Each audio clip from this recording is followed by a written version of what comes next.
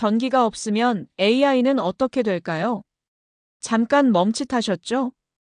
그런데 그 AI가 신생아의 생명을 지키고 있었다면요?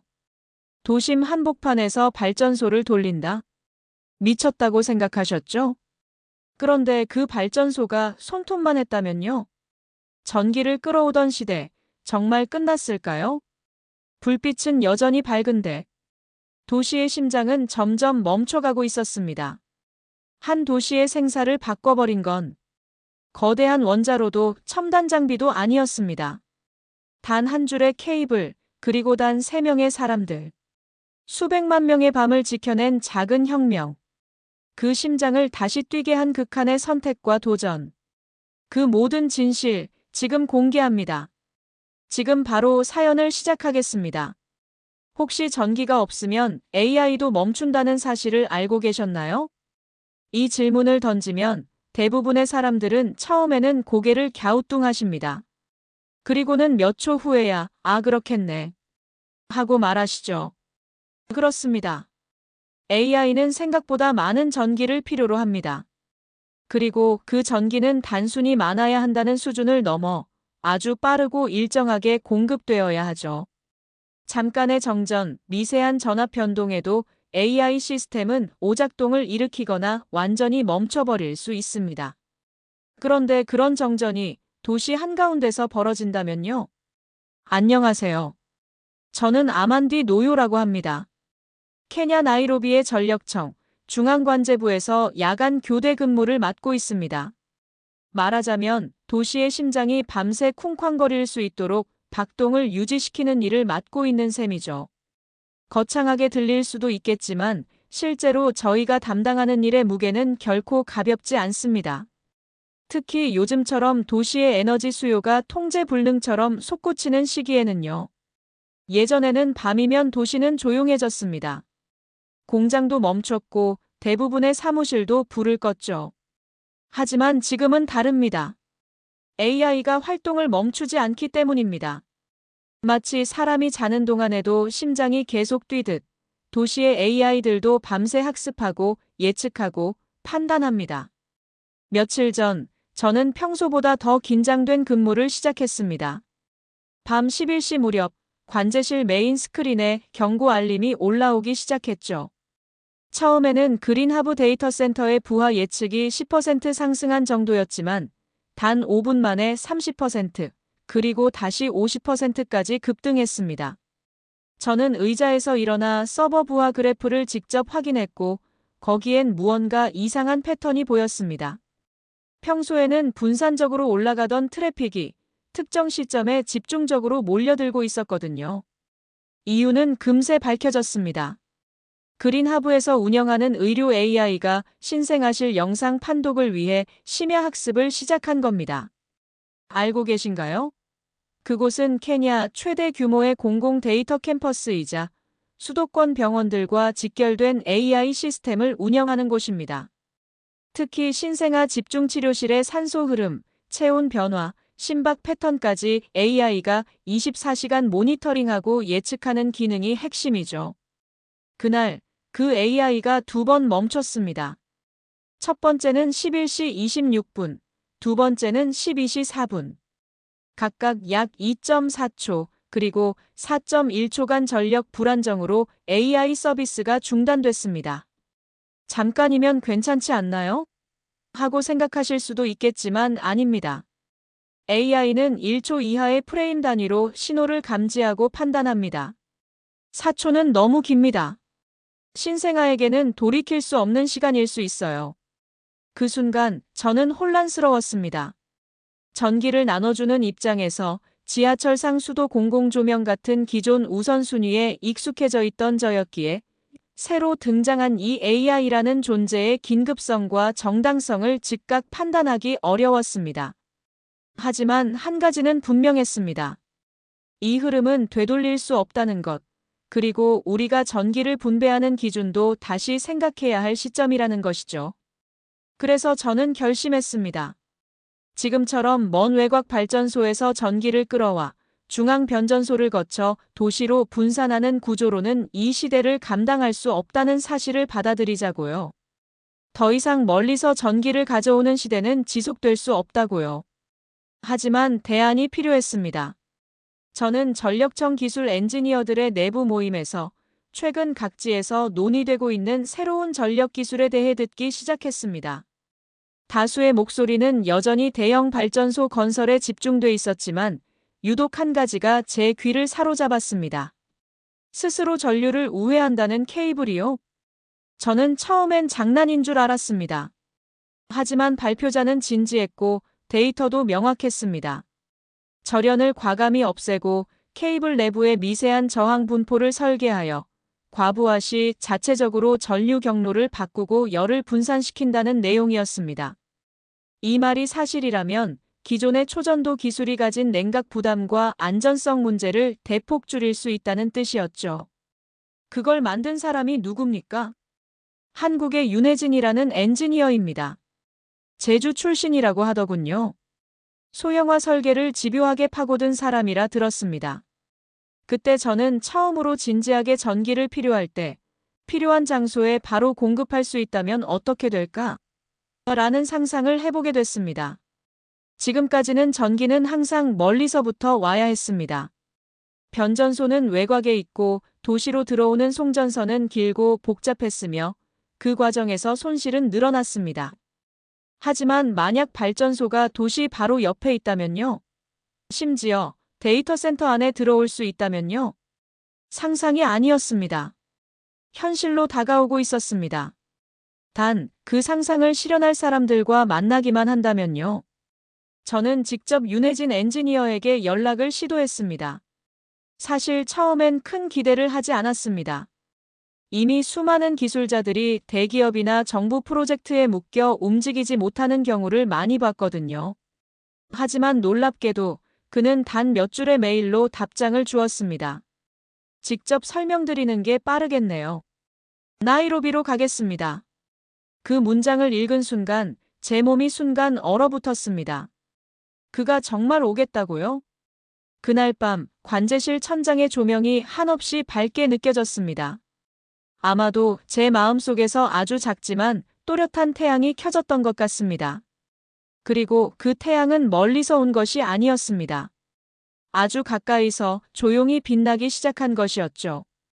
혹시 전기가 없으면 AI도 멈춘다는 사실을 알고 계셨나요? 이 질문을 던지면 사람들의 반응은 대체로 비슷합니다. 처음엔 멍한 표정으로 제 얼굴을 바라보다가 몇 초간 머릿속에서 상상을 굴리고 이내 고개를 끄덕이시죠. 아, 그러고 보니 그렇겠네요. 그렇게 말입니다. 그런데 그 다음 질문을 드리면 대부분 더 이상 말을 잇지 못하십니다. 그렇다면 그 AI가 신생아를 살리는 데 쓰인다면요? 그리고 그 AI가 꺼졌을 때 누군가의 삶이 멈춰버릴 수도 있다면요? 안녕하세요. 저는 케냐 나이로비에서 전력 관제를 맡고 있는 아만디 노요입니다. 전력청 중앙관제센터에서 근무한 지 벌써 9년이 되어 가고요. 그중 6년은 야간 전담 근무였죠. 도시가 자는 시간에 도시의 숨소리를 듣는 일 익숙해질 만도 한데 아직도 어느 날은 손끝이 떨리고 심장이 조마조마할 때가 많습니다. 예전엔 야간 전력 수요라는 게 아주 단순했습니다. 가로등, 병원, 간간이 가동되는 공장 정도였죠. 대부분의 시민들은 잠들었고 도시도 조용히 쉬고 있었죠.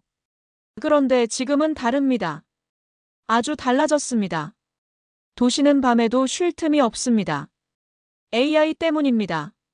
생성형 AI, 분석 AI, 예측형 AI, 자율주행 AI 종류를 일일이 나열하기도 어려울 정도입니다. 그들은 대부분 밤에 일합니다. 특히 데이터 센터에서는 밤이 전성기입니다. 낮 동안 모은 정보를 밤새 정제하고 분석하는 작업이 반복되니까요. 특히 병원, 교통, 재난 예보에 쓰이는 공공 AI는 중단 없이 작동해야 하고 밤이 되면 오히려 처리량이 늘어납니다. 도시는 자는데 뇌는 깨어 있는 거죠. 그날도 그런 밤이었습니다. 대기 습도는 높았고 바람은 거의 없었으며 열섬 현상으로 변압기 온도가 좀처럼 떨어지지 않던 밤이었죠. 새벽 1시를 넘기며 그린하브 데이터 센터의 부하가 평소 대비 70% 가까이 치솟았습니다. 병원과 연계된 의료 AI들이 영상 분석과 예후 예측 학습을 동시에 시작했기 때문입니다. 초기 경보음이 울릴 때 저는 컴퓨터 앞에서 늦은 식사를 하고 있었습니다. 식사라고 해봤자 시리얼과 얼음물이었지만요. 순간 손에 들고 있던 컵이 떨어질 뻔했습니다. 실시간 부하 그래프는 수직에 가깝게 상승했고 그린하브 단지로 가는 배전선은 한계치에 가까워졌습니다. 일단 저는 우선순위를 조정했습니다. 시 외곽의 일부 공공조명 라인을 일시 차단하고 교외 지역의 저우선 산업용 전력을 감압 설정으로 돌렸습니다. 문제는 그게 충분하지 않았다는 점입니다. 몇 초 후 병원 측에서 연락이 왔습니다. AI가 신생아의 체온 변화 예측을 놓쳤다는 겁니다. 산소 농도 유지에 딜레이가 생겼고 의료진이 수동으로 대체 작업을 하느라 다른 환자의 경보를 놓쳤다고도 했습니다. 불안감이 엄습했습니다.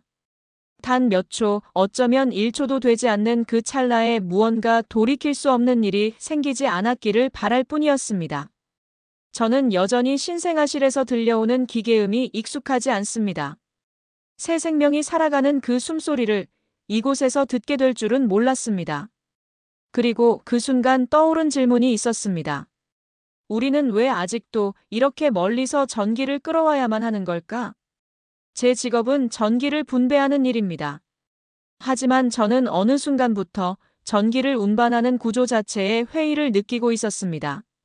나이로비의 전력 구조는 기본적으로 외곽 발전소 의존형입니다.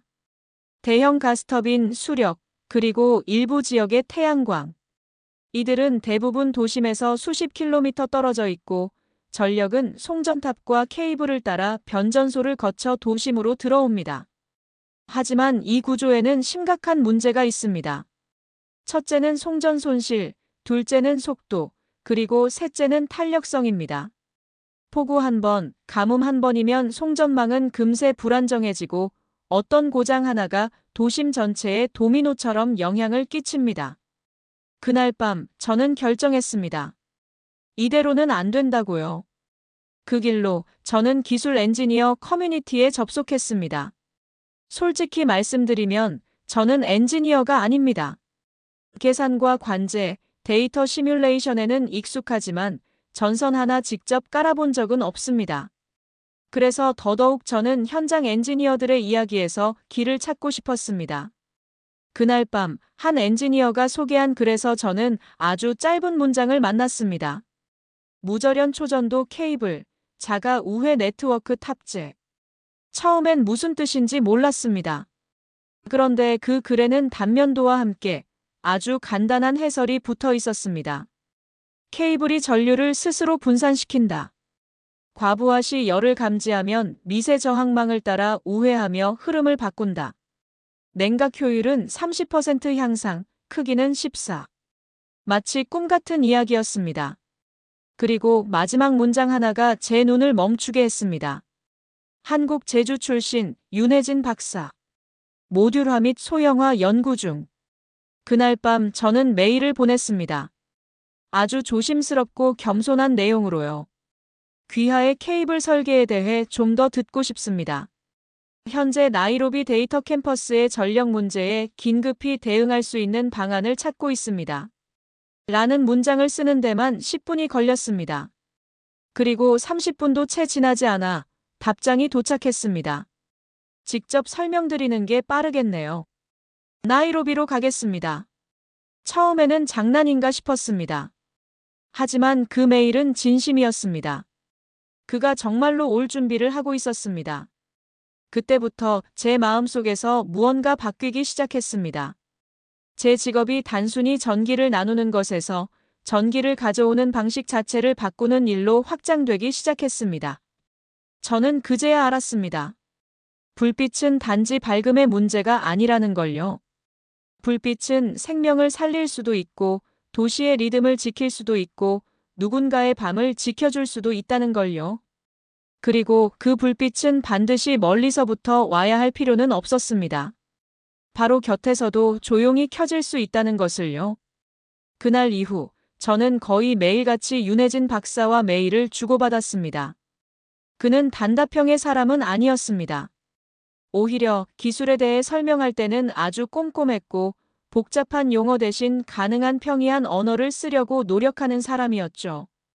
저는 그에게 계속해서 질문을 던졌습니다.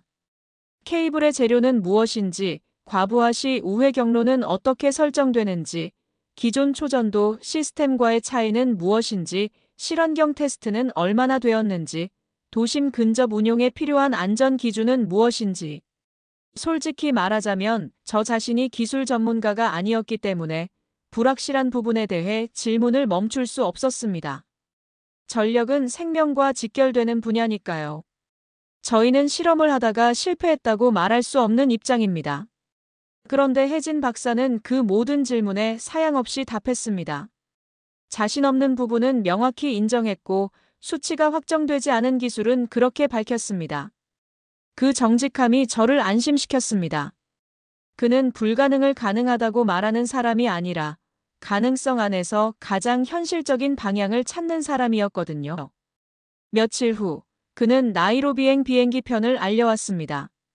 일정표에 딱히 여유도 없었을 텐데 그는 실물 케이블을 들고 직접 현장을 보겠다고 했습니다. 제가 처음 그를 마주한 날 그는 짙은 회색 캡 모자에 낡은 백팩을 메고 있었습니다. 공항에서 마주쳤을 때 저는 다소 놀랐습니다. 예상보다 훨씬 젊었고 말투나 태도에서 거창한 박사의 느낌보다는 현장 기술자에 가까웠습니다. 어쩌면 그래서 더 믿음이 갔는지도 모릅니다. 혜진 박사는 나이로비의 교통사정부터 관심을 보였습니다. 공항에서 도심으로 들어오는 길, 붐비는 도로 위에서도 그는 주변을 조용히 살펴보며 이렇게 말했습니다. 전기를 이렇게 멀리서 끌어다 쓰는 도시는 결국 언제든 위기를 맞게 되어 있어요. 그 문장은 단순했지만 그날 관제실에서 봤던 신생아실 경고등과 겹쳐졌습니다. 그는 도시의 겉모습을 보고 그 안의 구조적 문제를 꿰뚫고 있었습니다. 제가 그를 관제센터로 데려갔을 때 그는 가장 먼저 실시간 전력 배분 지도를 봤습니다. 각 변전소와 그 부하 상태, 공급원, 그리고 병목 현상이 발생하는 지점을 짧은 시간 안에 훑어보더니 작은 노트를 꺼내 몇 가지를 기록했습니다. 그리고 조용히 말했습니다. 이 도시, 멈추지 않으려면 발전소의 위치를 바꿔야 해요. 그 말을 듣는 순간 저는 전율을 느꼈습니다. 전기의 위치를 바꾼다는 개념, 그것이 단지 기술적인 변경을 뜻하는 것이 아니라 도시의 구조와 철학을 바꾸는 일이란 것을 그제야 실감했습니다. 그날 밤 우리는 함께 도시 외곽의 그린하브 데이터 센터를 방문했습니다. 샤론 마베나 센터 운영 책임자이자 의료 AI 프로젝트의 핵심 인물과 처음으로 대면한 자리였습니다. 샤론은 처음엔 다소 경계심을 보였습니다. 그녀는 데이터 센터의 가동 중단이 어떤 피해를 초래할 수 있는지 누구보다 잘 알고 있었기 때문에 새로운 실험적 기술을 무조건 환영할 수는 없는 입장이었습니다. 그러나 혜진 박사는 샤론이 의료 AI의 구조를 설명하는 동안 단 한 번도 말을 자르지 않았고 끝까지 경청한 뒤 단 한 문장으로 대화를 시작했습니다. AI가 사람을 살리기 위해 밤새 일하는 시대라면 그 AI를 위한 전기도 그 곁에 있어야 합니다. 그 순간 저는 샤론의 눈빛이 달라지는 걸 보았습니다. 의심과 긴장의 결이 아주 조금 이해와 호기심으로 바뀌는 순간이었습니다. 혜진 박사는 작은 케이스에서 자신이 직접 만든 케이블 단면을 꺼내 보여주었습니다. 손가락 2마디 크기의 실버 블루 케이블 내부에는 여러 층의 구리, 세라믹, 그리고 검은 미세 패턴의 저항 분포가 교차되어 있었습니다. 저는 그것을 보며 처음으로 작은 것이 큰 것을 바꾼다는 말을 체감했습니다. 그날 밤 혜진은 제게 말했습니다. 전기를 그냥 흘려보내지 말고 들어야 해요. 케이블은 말이 없지만 그 안에는 흐름의 언어가 있어요. 처음엔 시적인 말인가 싶었지만 곧 이해했습니다. 그가 말한 것은 감성의 언어가 아니라 제어 신호의 언어였습니다. 케이블 내부의 미세한 온도, 자기장 변화, 전류의 떨림 올 오브 댓. 그 모든 미세한 데이터를 실시간으로 감지하고 분석해서 AI가 판단한다면 전기 자체가 스스로 방향을 바꿀 수 있다는 겁니다. 저는 생각했습니다. 이게 정말 가능할까? 지금까지 우리가 해왔던 송전망, 중앙집중식 발전소, 거대한 배전 설비들 그것들을 대체할 수 있을까? 하지만 한편으론 이런 생각도 들었습니다. 우리가 그 거대한 설비들을 짓고 운영하는 이유가 작은 것들을 감당할 기술이 없었기 때문이라면요. 그날 밤 나이로비의 하늘은 구름으로 가득했지만 제 마음속엔 아주 작은 빛 하나가 또렷이 떠올랐습니다. 그것은 케이블의 단면을 비추던 조명의 빛이기도 했고 어쩌면 혜진 박사가 들고 온 가능성의 실루엣이기도 했습니다. 이제 저는 그 가능성을 따라가 보려 합니다. 단지 이 도시를 살리기 위해서만은 아닙니다. 언젠가 이 도시에 태어날 어떤 아이의 숨소리가 전기 한 줄로 멈추지 않도록 하기 위해서요. 안녕하세요. 저는 나이로비의 전력관제센터에서 일하고 있는 아만디 노요라고 합니다. 지난번 사연에서 말씀드렸듯이 저는 도시의 전기 흐름을 지키기 위해 밤마다 눈을 번뜩이며 근무하고 있었죠. 어느 날 그 흐름에 작은 가능성이 찾아왔습니다. 바로 한국제주 출신의 초전도 엔지니어 윤혜진 박사님이 나이로비로 직접 오신 그 순간부터였습니다. 그날은 유난히 습하고 무겁던 밤이었습니다. 공항으로 박사님을 맞이하러 나갔을 때 저는 떨리는 마음으로 그의 모습을 살폈습니다. 공항 로비에 나타난 그는 무겁지 않은 회색 모자를 쓰고 있었고 손에는 낡은 듯한 작은 케이스를 들고 계셨습니다. 밖은 새벽이 가까웠지만 제 마음속에는 이미 이 기술로 세상을 바꿀 수 있을지도 모른다는 기대감이 일렁이고 있었습니다. 도시로 이동하는 동안 박사님께서는 조심스럽게 질문을 던지셨습니다. 이 도시는 전기를 얼마나 멀리서 끌어다 쓰고 있나요? 저는 가능한 쉽게 설명드리려 노력했습니다. 저희 도시에서는 외곽에 있는 발전소 가스터빈, 수력 발전, 태양광 발전소 등에서 전기를 생산합니다. 생산된 전기는 긴 송전선을 타고 변전소를 거쳐 도심으로 들어오죠.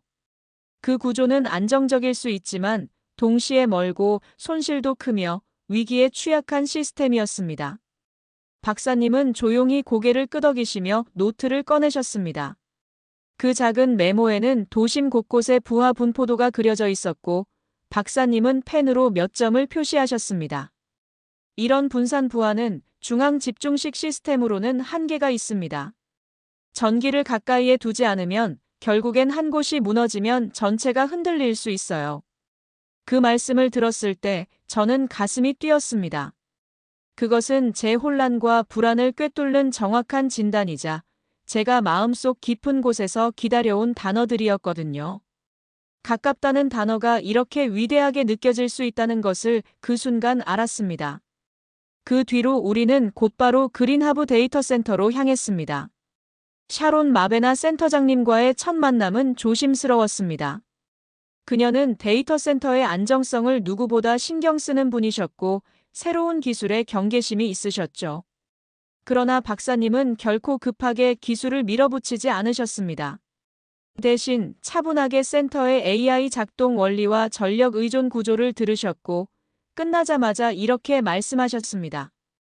AI를 위해 하루 종일 밤낮 없이 전기가 필요하다면 그 AI 근처에 전기가 있어야 합니다.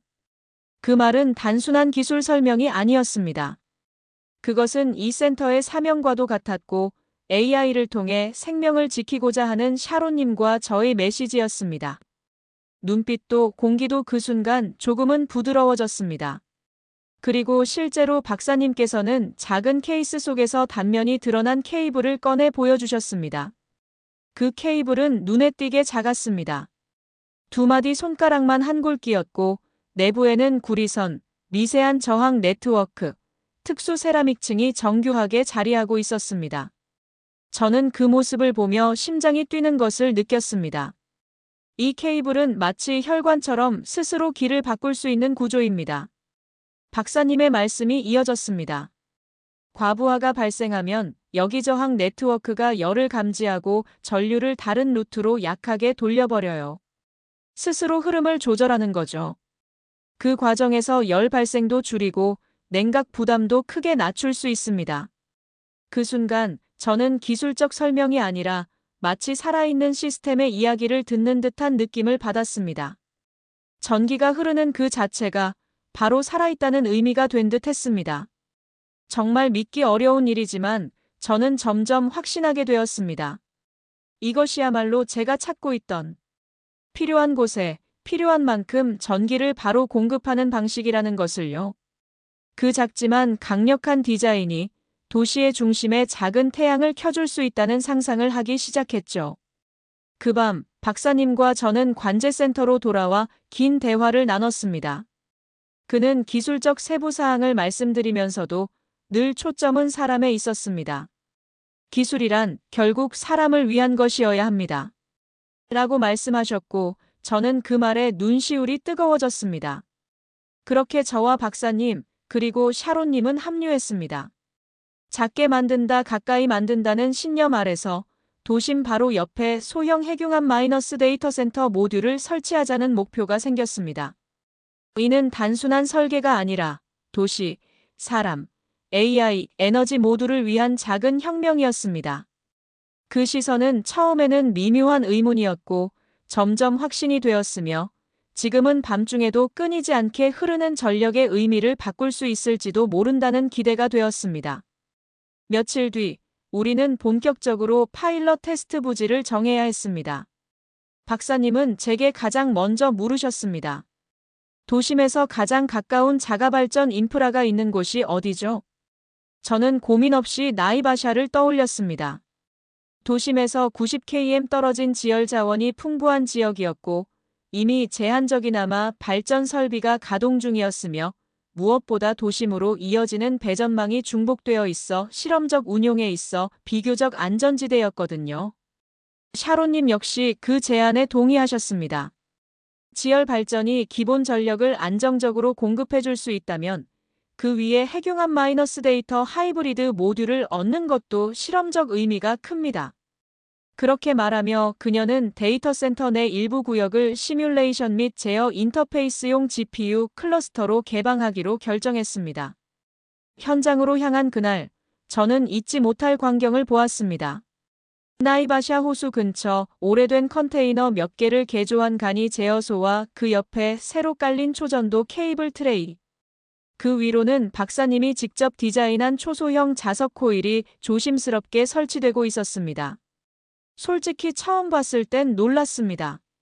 그 모듈은 제가 기존에 알던 핵융합의 이미지와는 전혀 달랐습니다. 거대한 토카막도 플라즈마 벽도 없었죠. 그건 마치 휴대용 기계처럼 작고 정갈했습니다. 물론 내부 구조는 훨씬 복잡하고 섬세했지만요. 저희가 배운 작은 것이 더 위험하다는 편견이 그 순간 조금씩 허물어졌습니다. 설치가 마무리되고 첫 시동을 거는 날. 긴장감은 말로 표현할 수 없었습니다. 데이터 센터 제어실의 모니터는 일제히 켜졌고 나이바샤 현장과의 연결도 성공적으로 이루어졌습니다. 모두 숨을 죽이고 코일 내부 온도, 전류 흐름, 자속 밀도 등을 지켜봤죠. 그리고 15초간 모든 수치는 안정적이었습니다. 그 짧은 시간은 마치 한 시대가 바뀌는 순간처럼 느껴졌습니다. 박사님은 조용히 고개를 숙였고 저는 모니터 위로 주먹을 꽉 쥐었습니다. 아무 말도 하지 않았지만 모두가 같은 것을 느끼고 있었습니다. 하지만 17초째 시스템이 갑자기 꺼졌습니다. 현장에 비상등이 켜졌고 모니터는 붉은 오류창을 띄웠습니다. 쿼츠 국부 과열가 발생한 것이었습니다. 자속이 비정상적으로 집중되며 코일 내부의 한 지점이 급격히 고온에 노출되었던 거죠. 설계 자체가 허용하는 범위를 초과하는 예외적 상황이었습니다. 현장 책임자는 프로토콜을 따라 실험 중단 및 케이블 회수 절차를 준비했습니다. 저 역시 순간적으로 멈칫했습니다. 모든 것이 물거품이 되는 걸까? 이 기술도 결국 무리한 꿈이었던 걸까? 그때 박사님은 제어실 벽에 붙은 스펙트럼 분석기를 가리키며 말했습니다. 지금 케이블이 뭐라고 말하고 있는지 들으셨나요? 그 말은 다소 시적이었지만 그가 지시한 대로 케이블 내부의 저항 분포, 자기장 진동 데이터를 실시간으로 스펙트럼 분석하자 아주 미세한 패턴이 보이기 시작했습니다. 일정한 주기로 반복되던 저항의 변동성이 쿼치 직전에는 불규칙하게 튀어오르는 예고 패턴을 보이고 있었던 것입니다. 이건 예고였네요. 그는 고개를 끄덕이며 말했습니다. 맞습니다. 케이블은 스스로 먼저 몸을 비트는 신호를 보냈어요. 단지 우리가 그걸 듣지 못했을 뿐입니다. 그의 눈빛은 오히려 확신에 가득 차 있었습니다. 우리가 이 신호를 해석하고 AI에게 실시간 대응 권한을 준다면 다음번에는 쿼치가 아니라 그 전에 열을 분산시키는 선택을 하게 만들 수 있습니다. 아이러니했습니다. 전기를 가장 많이 소비하던 AI가 이제는 전력 시스템을 안정화하는 뇌가 되는 순간이었으니까요. 샤론님은 고민하지 않았습니다.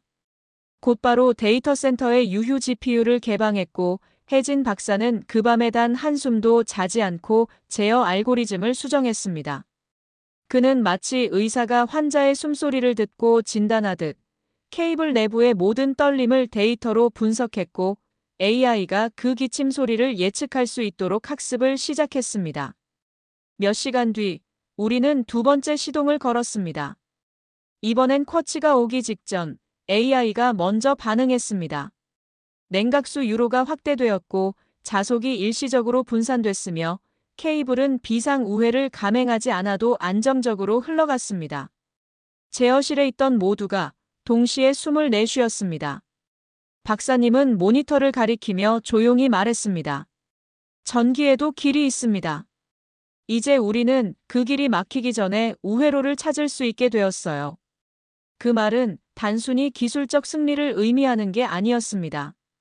그것은 이제부터는 도시의 전기를 사람이 아니라 AI와 전선이 함께 지키는 시대가 왔다는 의미였죠.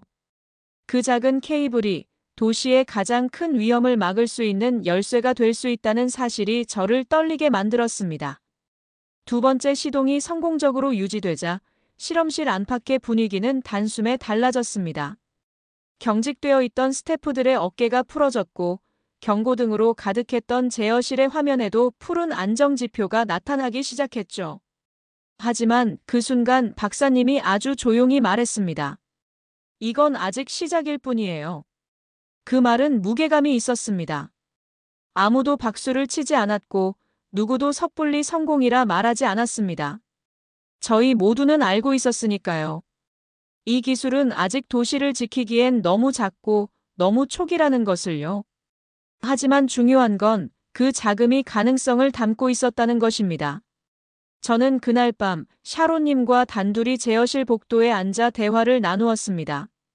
그분은 평소에도 침착한 분이셨지만 그날은 유난히 조용하셨죠.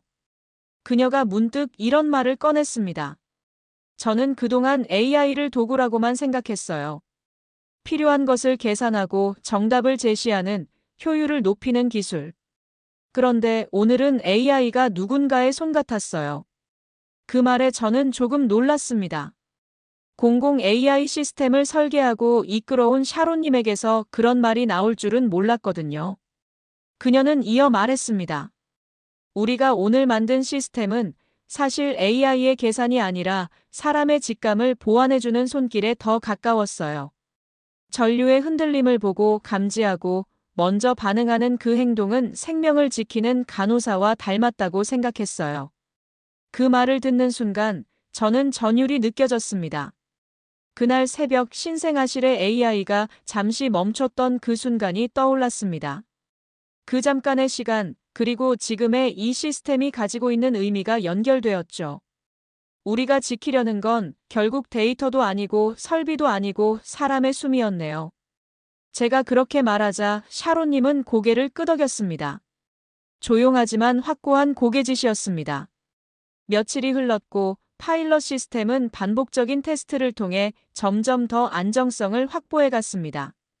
박사님은 케이블의 세부 패턴을 다시 다듬었고 AI는 제어 패턴을 학습하며 대응 속도를 끌어올렸습니다. 그리고 어느 날 시스템 로그에 한 줄의 문장이 떴습니다. 자가 우회 발생 정상 작동 유지. 이 메시지를 처음 본 순간 저는 제 두 눈을 의심했습니다. 쿼치 직전이 아닌 쿼치를 예측하고 회피했다는 기록이 남은 겁니다. 말 그대로 케이블이 스스로 흐름을 바꾸고 AI가 그걸 미리 알아차려 선제 대응한 첫 사례였죠. 그 메시지를 본 후 박사님은 벽에 붙어 있던 스케치 노트 하나를 꺼내 조용히 말했습니다. 이제 발전소가 도심 한복판에 들어올 수 있어요. 더는 외곽에 거대한 설비를 짓지 않아도 됩니다. 필요한 곳에 필요한 전기를 이 한 줄로. 그 종이에 적힌 건 단순한 도식이었습니다. 케이블, 코일, 냉각 모듈, 제어 알고리즘, 그리고 사람. 그 마지막 요소에 밑줄이 그어져 있었습니다. 사람. 박사님은 아주 오래전부터 이 기술을 준비해온 사람이었습니다. 하지만 그는 단 한 번도 기술만을 얘기하지 않았습니다. 항상 그 기술이 누구를 위해 존재해야 하는지를 먼저 이야기했죠. 그의 말 한마디가 지금도 잊히지 않습니다. 기술은 이기려는 것이 아니라 견디게 하려는 거예요. 어떤 순간에도. 그때부터 저는 이 프로젝트를 단순한 기술 혁신이 아니라 사람을 위한 에너지 구조의 전환이라고 확신하게 됐습니다. 도시는 살아있는 유기체처럼 끊임없이 변하고 움직입니다. 그리고 그 중심엔 AI가, 그 AI 옆엔 사람이, 그리고 이제는 전기가 있습니다. 하지만 그 전기는 더 이상 멀리서 거대한 철탑을 타고 오는 게 아닙니다. 바로 곁에서 조용히 흐르고 있습니다. 필요할 때 필요한 만큼. 과하지도 부족하지도 않게. 때로는 숨을 고르듯, 때로는 맥박처럼. 작게 만들었습니다. 그래서 가까워졌습니다. 그리고 가까워졌기 때문에 지킬 수 있게 되었습니다. 그날도 저는 밤 근무 중이었습니다. 나이바샤 현장에서는 오전 중으로 세 번째 시동을 준비 중이었고, 데이터 센터는 AI 제어 시스템을 안정화하는 마지막 매뉴얼 테스트에 들어간 상태였습니다. 시스템은 거의 모든 지표에서 안정 상태를 유지하고 있었고, 긴급 대응 시뮬레이션에서도 문제는 보이지 않았습니다. 저는 그 순간만큼은 정말로 이 기술이 세상 밖으로 나갈 준비가 되었다고 믿었습니다. 그러나 그 믿음은 너무도 쉽게 흔들려 버렸습니다. 다음 날 아침, 저는 동료에게서 이상한 이야기를 들었습니다. 오늘 아침 뉴스 못 보셨어요? 나이로비 도심에 불안정한 핵융합 장비 설치 추진 중이라던데요. 처음엔 농담인 줄 알았습니다. 그런데 뉴스 포털 메인 화면을 열어보니 익숙한 사진이 가장 위에 올라와 있었습니다. 샤론님이 운영하는 데이터 센터와 나이바샤 실험 부지의 항공 사진. 그리고 그 옆엔 빨간 글씨로 쓰인 자극적인 문구가 있었습니다. 비인가 핵융합 장비, 도심 접근 가시화 주민 안전은? 기사 내용은 사실과 전혀 달랐습니다. 무단 실험, 위험성 검증 미비, 도심형 방사선 우려 같은 단어들이 기사 전반을 도배하고 있었고, 출처를 알 수 없는 전력 전문가들이 익명으로 인터뷰에 응했습니다. 그들은 이렇게 말했습니다. 핵융합은 원리상 안정적이라 주장하지만 초전도 시스템이 오작동하면 도시 전체가 마비될 수 있다. 안전 검증이 끝나지 않은 장비를 도심으로 들여오려는 시도 자체가 무모하다. 물론 이 기사에는 저희 기술에 대한 정확한 설명도 실제 테스트 데이터도 어떤 과학적 근거도 담겨 있지 않았습니다. 그러나 사람들은 이미 그 제목만으로 충분히 불안해졌습니다. 댓글 창에는 불안과 분노가 넘쳐났습니다. 도심에 원자로를 들이겠다는 거냐, 실험하려면 사막에 가서 하라. 우리 가족을 대상으로 테스트하지 말라. 그 말들 하나하나가 제 가슴에 박혔습니다. 그 시점에서야 저희는 이 공격이 단순한 우려가 아니라는 걸 알게 됐습니다. 배후에는 아스테리온, 글로벌 가스 연합의 전략 파트가 있었습니다. 이들은 전 세계 피크타임 LNG 발전 수익의 상당 부분을 차지하고 있는 그룹이었습니다. 데이터 센터의 전력 수요가 정점을 찍는 야간 시간, 그리고 갑작스러운 트래픽 증가에 대응하기 위해 각국 정부는 아스테리온과 긴급 발전 계약을 맺고 있었습니다. 그런데 만약 저희 기술이 상용화된다면 도심 한복판에 소형 발전 모듈이 들어오고 AI가 그 에너지를 실시간 제어하게 된다면 아스테리온의 가장 큰 수익 모델이 무너질 수 있었습니다. 우리는 단지 하나의 기술을 만들고 있었을 뿐인데 그 기술이 기존 권력의 뿌리를 건드리고 있던 것입니다. 며칠 뒤 사건은 더 나빠졌습니다. 파일럿 부지의 건축 허가가 보류되었다는 공문이 날아왔고 스위스에 있는 민간 시험소는 저희와 체결한 외부 안정성 검증 계약을 갑작스레 취소했습니다. 이유는 명확하지 않았습니다. 그러나 누가 왜 그런 결정을 내리게 했는지는 더 이상 설명이 필요 없었습니다. 팀 내부의 분위기는 급격히 가라앉았습니다. 특히 샤론님은 깊은 고민에 빠지셨습니다. 그녀는 기자들의 무차별 취재 요청과 시민들의 항해 메일을 처리하면서도 끝까지 침착함을 잃지 않으려 했지만 저는 그녀의 눈에서 전보다 짙어진 피로와 무력감을 보았습니다. 윤혜진 박사님은 더 조용해졌습니다. 그는 새벽마다 제어실의 실험 로그를 하나하나 다시 검토했습니다. 실패한 테스트, 과열되었던 구간, 예외 발생 시간대 그 모든 데이터를 손으로 출력해서 노트에 직접 기록하고 펜으로 줄을 그으며 분석했습니다. 무엇을 찾으시는 거예요? 제가 그렇게 물었을 때 박사님은 고개를 들지 않고 말했습니다. 아직 우리가 듣지 못한 신호가 있을지도 몰라서요. 그 말은 한편으론 기술자의 집요함이었지만 한편으론 믿음의 언어였습니다. 기술이 배신당하는 순간에도 그는 기술 안에서 사람을 위한 답을 찾고 있었습니다. 그리고 마침내 윤혜진 박사님의 메일함에 한 통의 답장이 도착했습니다. 에바 슈타이너 그 이름을 본 순간 저는 전율을 느꼈습니다. 은퇴한 스위스의 냉동공학자, 과거 유럽 대형 자석 프로젝트의 수석 엔지니어였던 그녀. 작은 것이 오래간다는 철학으로 수많은 논문을 남겼지만 당시에는 비효율적이다, 비현실적이다는 조롱을 받고 프로젝트에서 물러난 인물이었습니다. 그녀가 박사님에게 보낸 메시지는 아주 짧았습니다. 그 믿음, 저도 지켜보고 있었습니다. 보세요. 우리는 즉시 에바의 거처가 있는 알프스로 향했습니다. 그녀가 살고 있다는 산장은 도시에서 꽤 떨어진 고지대에 있었고 좁은 산길을 따라 올라가야만 도달할 수 있었습니다. 차가 멈추고 작은 목조문이 열리던 그 순간 저는 이 이야기의 방향이 다시 크게 바뀌고 있다는 것을 직감했습니다. 산장 지하에는 오래된 실험 장비들이 조용히 잠들어 있었습니다. 오래된 켈빈 사이클, 손때 묻은 진공 튜브, 그리고 무엇보다 누군가가 포기하지 않고 지켜온 꿈의 흔적들이 가득했습니다.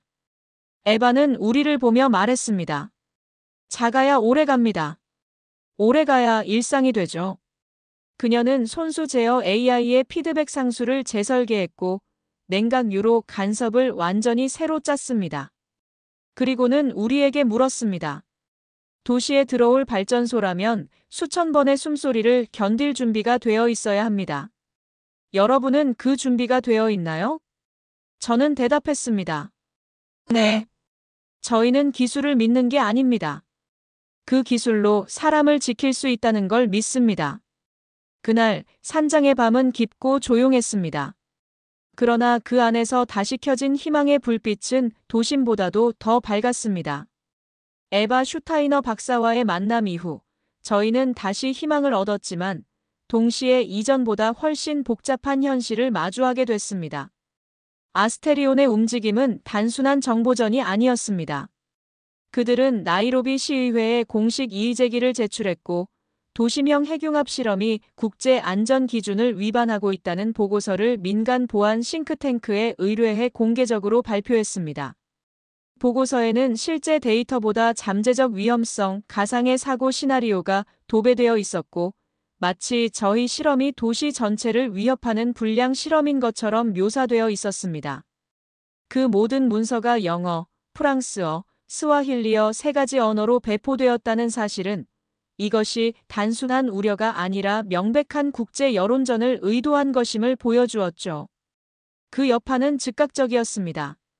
국가전력위원회는 모든 도시 내 발전 설비 허가 절차를 재검토하겠다는 공문을 발표했고 외부 언론은 앞다퉈 저희 프로젝트를 논란의 실험이라 부르기 시작했습니다. 심지어 제가 근무 중인 관제센터 내에서도 귓속말이 돌기 시작했습니다. 아만디가 추진하는 그거 정말 안전한 거 맞아? 정부에서 발 빼는 거 보면 뭔가 있는 거 아냐? 그 박사라는 사람 예전에 제주도에서 무슨 실패가 있었다던데. 한순간에 제가 소속된 조직 안에서도 의심의 눈초리를 마주해야 했습니다.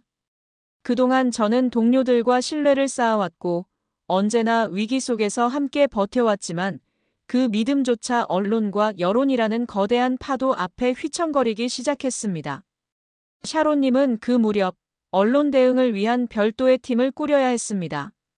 그녀는 조용히 그러나 단호하게 기자들의 질문에 대응했고 의회 앞에서는 직접 나서서 AI가 멈춘다는 것은 사람이 멈춘다는 것입니다라고 외쳤습니다. 그럼에도 그녀의 얼굴엔 피로가 쌓여갔습니다. 늘 정돈돼 있던 머리카락은 헝클어졌고 항상 반듯하게 다려져 있던 셔츠는 자주 구겨진 채였습니다. 윤혜진 박사님도 예외는 아니었습니다. 에바 박사님의 산장에서 다시 돌아온 그날 밤, 박사님은 자신이 설계한 케이블 중 하나를 보며 말했습니다. 이 케이블, 처음엔 제주 태풍 때문에 설계했어요. 바닷물 속 연무 때문에 기존 절연이 전부 나가버렸거든요. 그래서 절연을 아예 없애자고 생각했죠. 차라리 저항을 설계하면 우회라도 하지 않을까 해서요. 그는 한참을 조용히 있다가 이렇게 덧붙였습니다. 그때도 그랬어요. 아무도 이해 못했죠. 왜 그렇게 작게 만들어? 왜 정석을 어겨? 위험하지 않냐? 그런데 지금도 똑같아요. 박사님은 피곤한 얼굴로 미소를 지었습니다. 슬프면서도 체념에 가까운 표정이었습니다. 제가 그 말에 뭐라고 대답해야 할지 몰라 입을 다물고 있자 그가 조용히 책상 아래 서랍을 열었습니다. 그 안에는 케이블 한 가닥이 있었습니다. 제가 처음 본 손톱만 한 단면이 드러난 그 케이블이었죠. 이거요. 나이로비에서 성공하면 첫 상용화 시리즈로 만들려고 했어요. 코드네임은 심장이에요. 도시의 심장 역할을 하라고. 그 말에 저는 가슴이 먹먹해졌습니다. 작고 조용한 이 케이블에 도시의 심장이라는 이름을 붙인 사람. 밤새 데이터 로그를 보며 전류의 속삭임을 듣고자 했던 그 사람. 그는 지금 자기 기술이 아니라 사람을 지키기 위해 싸우고 있었습니다. 며칠 후, 저희는 다시 산장을 찾았습니다. 에바 박사님은 기다리고 계셨습니다. 산장 지하 실험실의 조명은 희미했지만 그녀의 목소리는 선명했습니다. 제가 유럽에서 대형 자석 프로젝트를 떠나야 했던 이유는 단 하나였어요. 너무 작게 만들려고 했다는 이유였죠. 효율은 뛰어났지만 눈에 보이지 않았어요. 그래서 아무도 믿지 않았죠. 크면 믿고 작으면 의심하는 게 사람입니다. 그녀는 박사님의 회로 설계를 받아들고 다시 하나하나 분석했습니다. 제어 AI의 반응 시간, 냉각 유량, 자기장의 잔류 진동 주기 그리고 마침내 냉동 유로의 간섭 해소 구조를 손수 다시 설계해 주셨습니다. 이건 사람의 숨결과 닮아야 합니다.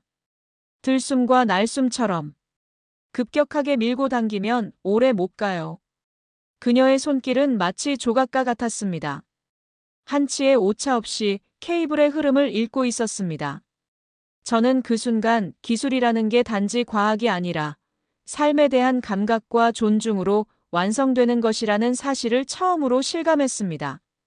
마지막으로 에바 박사님이 남긴 말이 아직도 제 귀에 선명하게 남아 있습니다. 당신들이 만든 이 모듈이 성공하면 앞으로 사람들은 전기를 멀리서 오는 것이 아니라 곁에 있는 것이라고 믿게 될 겁니다. 그게 진짜 변화입니다. 크고 빠른 게 아니라 가까운 거요. 그 말에 우리는 다시 출발할 수 있었습니다. 산장에서 내려오는 길, 저는 창밖에 안개 낀 산자락을 바라보며 생각했습니다. 기술도 사람도 처음엔 보이지 않습니다. 하지만 시간이 흐르고 누군가의 숨소리를 견디고 흐름을 따라가다 보면 마침내 그 존재가 또렷해지는 순간이 옵니다. 저희는 그 순간을 향해 가고 있었습니다. 그리고 그 도착지에는 작지만 명확한 태양 하나가 기다리고 있었습니다. 산장에서 돌아오는 길, 저희 셋은 말이 없었습니다. 말이 필요하지 않았습니다. 차 안엔 에바 박사님이 남겨주신 새로운 냉각 유로 설계 도면, 제어 AI의 피드백 상수 계산표, 그리고 무엇보다 그 도면 위에 적힌 작은 문장이 있었습니다. 작게 만들어 오래 쓰게 하라. 그 말은 단순한 공학적 철학이 아니었습니다. 그것은 신념이었고 신뢰였으며 저희가 맞서고 있는 거대한 상식에 대한 작은 반격이었습니다. 나이로비로 돌아온 저희는 곧바로 실험실을 다시 세팅했습니다. 한동안 중단됐던 테스트 장비들을 다시 점검했고 새로운 제어 시퀀스를 입력했고 냉각 루트는 에바 박사님이 보내주신 설계를 반영하여 완전히 다시 구축했습니다. 이 과정은 단지 기술의 복원이 아니었습니다. 서로를 다시 신뢰하는 과정이기도 했습니다. 샤론님은 여전히 수십 통의 항해 메일과 언론 대응 속에 시달리고 있었지만 매일 저녁이면 실험실에 와 조용히 AI 제어 인터페이스 앞에 앉았습니다. 말없이 로그를 읽고 패턴을 정리하고 때때로 손으로 직접 수치를 정리하며 스스로를 다잡았습니다. 하루는 제가 조심스럽게 여쭤봤습니다. 샤론님, 솔직히 이 프로젝트 그만두고 싶었던 적 없으셨어요? 그녀는 한참을 망설이다가 조용히 말했습니다. 있었어요. 정말 많이요. 특히 뉴스 댓글을 읽을 때요. 사람들이 저를, 우리 모두를 위험한 몬스터처럼 보더라고요. 그럼에도 불구하고 왜 계속하시는 거예요? 그녀는 제어실의 모니터를 바라보다가 아주 단단한 목소리로 대답하셨습니다. 지금도요. 병원에선 AI가 신생아의 호흡 데이터를 분석하고 있어요. 갑작스러운 변동을 감지하면 산소 농도 조절 장치를 미리 세팅하죠. 그런데 그 AI는 지금 이 시간에도 꺼질 수 있어요. 왜냐면 전기가 불안정하거든요. 전 그걸 받고 기억해요. 그러니까 꺼지지 않게 하고 싶어요. 꺼지지 않게 하려면 전기가 옆에 있어야 해요. 그게 전부예요. 그 말을 들은 순간 저는 더는 어떤 변명도 어떤 두려움도 할 수 없었습니다. 기술은 시스템의 문제가 아니라 생명의 문제라는 걸 다시 확인한 시간이었습니다. 그리고 윤혜진 박사님. 그는 그 어느 때보다 조용했지만 이전과는 다른 눈빛을 가지고 있었습니다. 그는 실패했던 모든 시도를 재정리하면서도 단 한 번도 이건 틀렸어라는 말을 하지 않았습니다. 기술은요, 실패를 증명하는 게 아니라 실패로 무엇을 배웠는지를 증명하는 거예요. 그는 그렇게 말하며 자기가 만든 심장이라는 케이블의 단면을 손에 올려놓고 조용히 웃었습니다. 이 한 줄이 도시의 맥박을 다시 줄 수 있다면 저는 실패해도 괜찮아요. 저는 가끔 기술자라는 사람들이 이렇게 인간적일 수 있다는 걸 잊고 살았던 것 같습니다.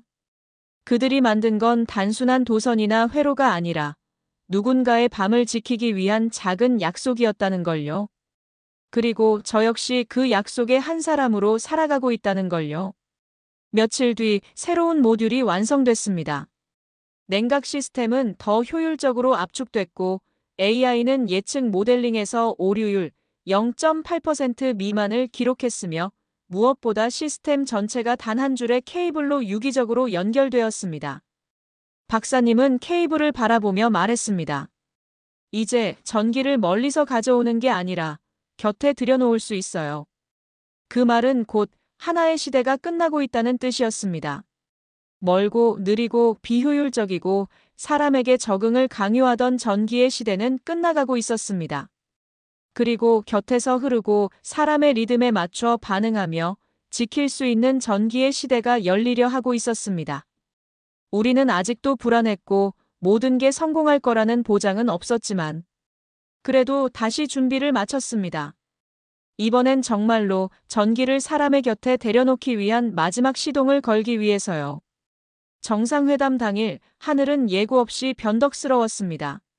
잿빛 구름은 도시를 뒤덮었고 거센 비가 내리기 시작했습니다. 그 빗줄기는 마치 모든 것을 삼켜버릴 듯했고 도시 곳곳에서 경고음이 터져나왔습니다. 그날은 아프리카 연합 디지털 정상회담이 나이로비에서 열리는 날이었습니다. 전 세계 수십 개국 정상들이 각국의 디지털 인프라와 AI 협력 체계를 논의하는 자리. 저희가 준비한 이 작은 소형 핵융합 마이너스 지열 하이브리드 모듈의 존재가 처음으로 국제 무대에 조용히 등장할 기회이기도 했습니다. 그러나 그날 아침부터 아스테리온이 또다시 움직였습니다. LNG 수송 지연으로 도심 피크 발전 대응이 어렵다. 그들은 그렇게 발표했습니다. 명백한 시장 교란이자 인위적인 위기 조성이었습니다. 가격은 치솟았고 도시 관제망은 과열됐습니다.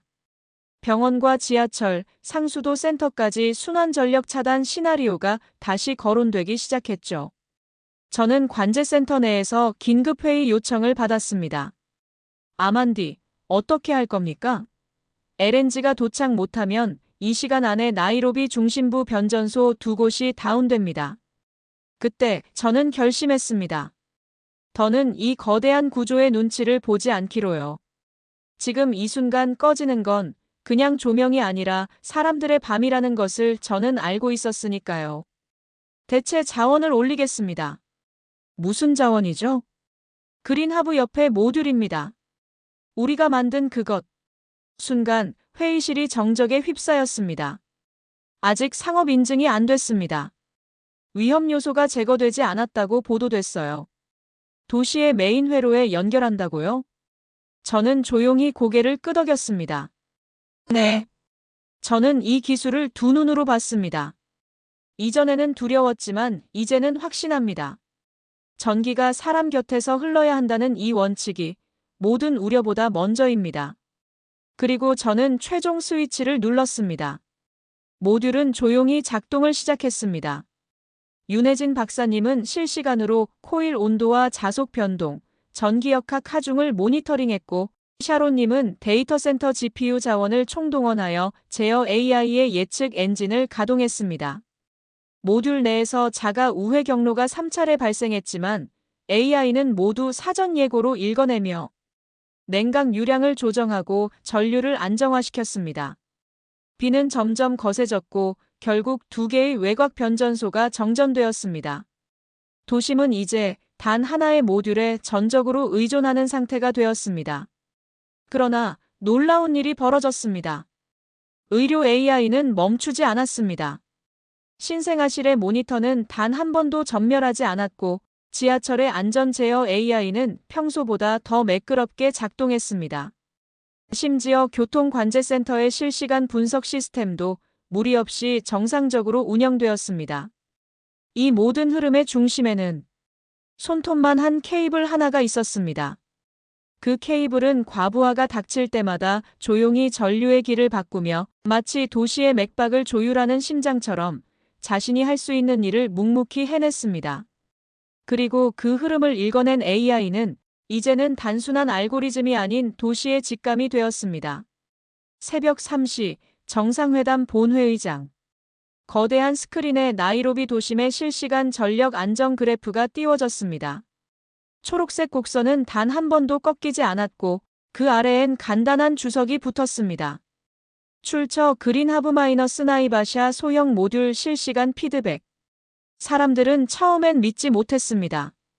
어떻게 저게 가능하지? 도심 옆 발전소라고? 단 한 줄의 케이블로? 그 순간 샤론님이 조용히 일어났습니다.